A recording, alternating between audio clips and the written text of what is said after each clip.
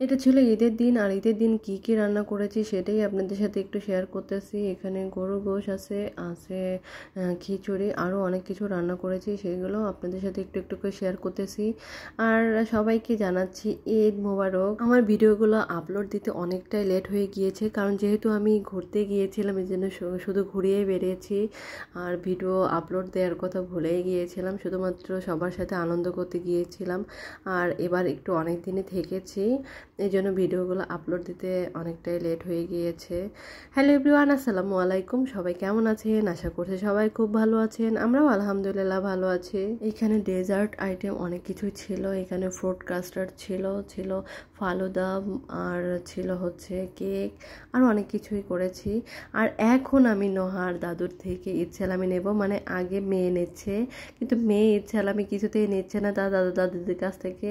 তার দাদা নামাজ পড়ে এসে তার জন্য অনেক কিছু নিয়ে এসেছে, সে ওইগুলাই নেবে, কিন্তু ঈদ সালামি নিচ্ছিল না।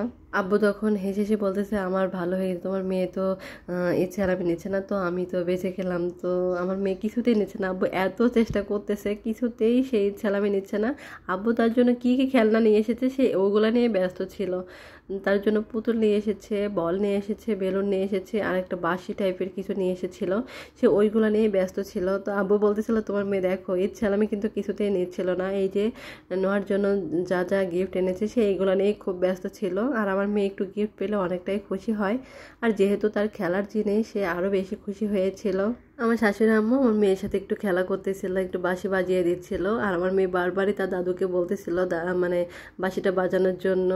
আর প্রথমে একটু ভয় পাচ্ছিল, যখন এটা ছেড়ে দেয় তখন একটু ভয় পাচ্ছিল, পরে আস্তে আস্তে ঠিক হয়ে গিয়েছিল।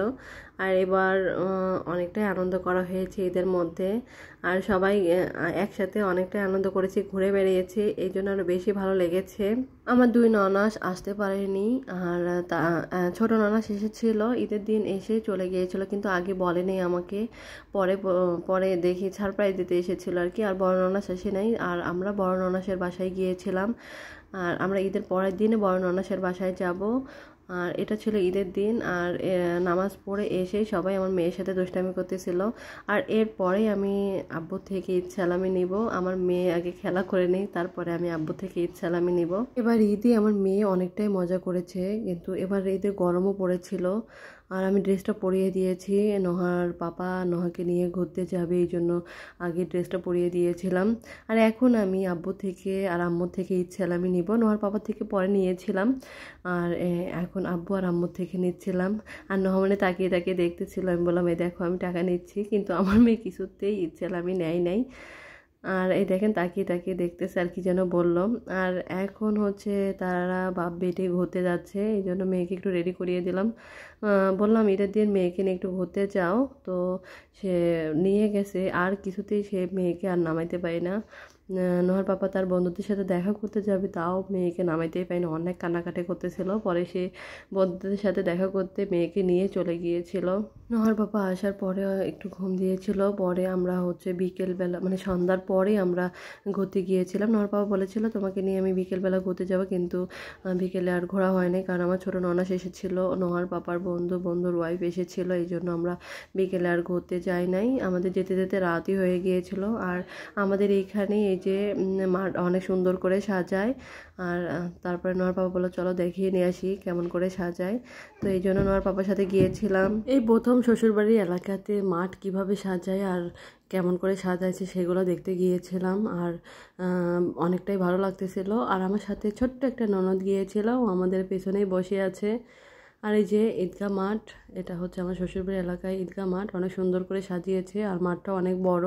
এখানে বেড়ানো হয়ে গেলে তারপরে আমরা চলে যাব আমার শ্বশুরবাড়ির এলাকাতেই হচ্ছে ঈদের দিন ছোট্টখাট্টো একটা প্রোগ্রাম হয়, মানে সবাই মিলে বাচ্চাদের নিয়ে বউদেরকে নিয়ে নাকি খেলা হয়, এই যে সেই খেলাতে সবাই আয়োজন করে, তো সেটাই একটু দেখতে গিয়েছিলাম, আর আপনাদের সাথে একটু শেয়ার করলাম। আর এই খেলা খেলতে গিয়ে একজনের নাকফুল হারিয়ে গিয়েছিল, এই জন্য আমি আর দাঁড়াই নাই। পরে এখান থেকে ঘুরে সোজা আমার ফুফু শাশুড়ির বাসায় গিয়েছিলাম, ওখান থেকে ঘুরে তারপরে হচ্ছে আমরা একটু ফুচকা খেতে গিয়েছিলাম, আর ফুচকা খাওয়ার পরে তারপরে বাসায় যাব। আর এটা হচ্ছে অ্যাডট কলেজ, আর অ্যাডট কলেজে একটু ঘুরে তারপরে হচ্ছে আমরা বাসায় যাব।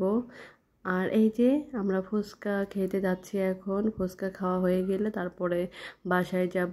মেয়ে তার পাপার সাথে অনেকটাই আনন্দ করতেছে, সে সামনেই বসবে, কিছুতেই পিছনে আসবে না। আর তার পাপা আর সে অনেকটাই আনন্দ করতেছে, ঢং করতেছে। তার পাপা গান গাচ্ছে, সে একটু তার সাথে তাল মেলাচ্ছে। এখন আমরা ফুচকা খেতে এসেছি, আর ফুচকার দোকানে অনেকটাই ভিড় ছিল, অনেকক্ষণ লাইনে দাঁড়িয়ে তারপরে আমরা খেতে পেরেছি। তারপরে আমরা বাসায় চলে যাব। আর এই যে অনেকক্ষণ বসে থাকতে বিরক্ত ধরে যাচ্ছিল। আর এখন দেখেন নোহামণি অনেকটাই আনন্দ করতেছিল। আর আমাদের ঈদ ব্লগটা কেমন লেগেছে অবশ্যই কমেন্ট করে জানাবেন। আর আমাদের ভিডিও যদি ভালো লেগে থাকে অবশ্যই আমাদের ইউটিউব চ্যানেলটিকে সাবস্ক্রাইব করে আমাদের পাশেই থাকবেন, লাইক কমেন্ট অ্যান্ড শেয়ার করে দিবেন। আর এখন আমরা বাসায় যাব। অন্ধকার আবার আলোর মধ্যে তার বাবা মেয়ে অনেকটাই আনন্দ করতেছিল।